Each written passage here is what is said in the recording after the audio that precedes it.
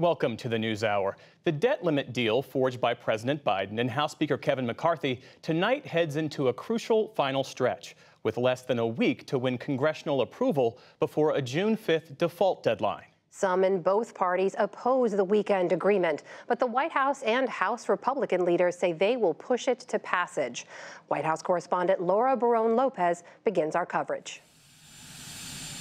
President Biden and House Speaker Kevin McCarthy are racing to secure the votes needed to pass their debt ceiling deal. I'm not sure what in the bill people are concerned about.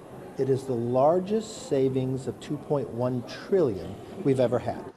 At the White House, the director of the Office of Management and Budget, Shalonda Young, urged Congress to pass it quickly. This agreement represents a compromise, which means no one gets everything that they want, and hard choices had to be made. Their bipartisan compromise suspends the debt ceiling until January 2025, beyond the next presidential election. It also imposes modest federal spending cuts over the next 2 years, eases permitting for energy projects, and increases work requirements for food stamp recipients.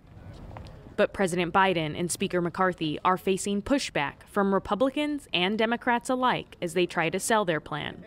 Progressive Democrats have criticized the process and some of the bill's provisions, like new work requirements for low-income Americans receiving food aid benefits. I think it's right for Democrats to get this deal done, but for a large number of progressives to say no, this entire process where the American economy can be held for ransom, that's a no-go. Mr. Roy.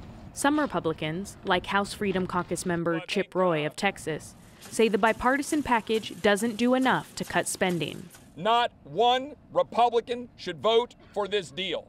It is a bad deal. No one sent us here to borrow an additional $4 trillion to get absolutely nothing in return. But at best, if I'm being really generous, a spending freeze for a couple of years. Roy is a member of the House Rules Committee, which presented the first major test for the deal this afternoon as it debated the 99-page bill. Democrats, like ranking member Jim McGovern of Massachusetts, accused Republicans of risking a default. By weaponizing the debt ceiling, Republicans are establishing a precedent that will haunt us forever.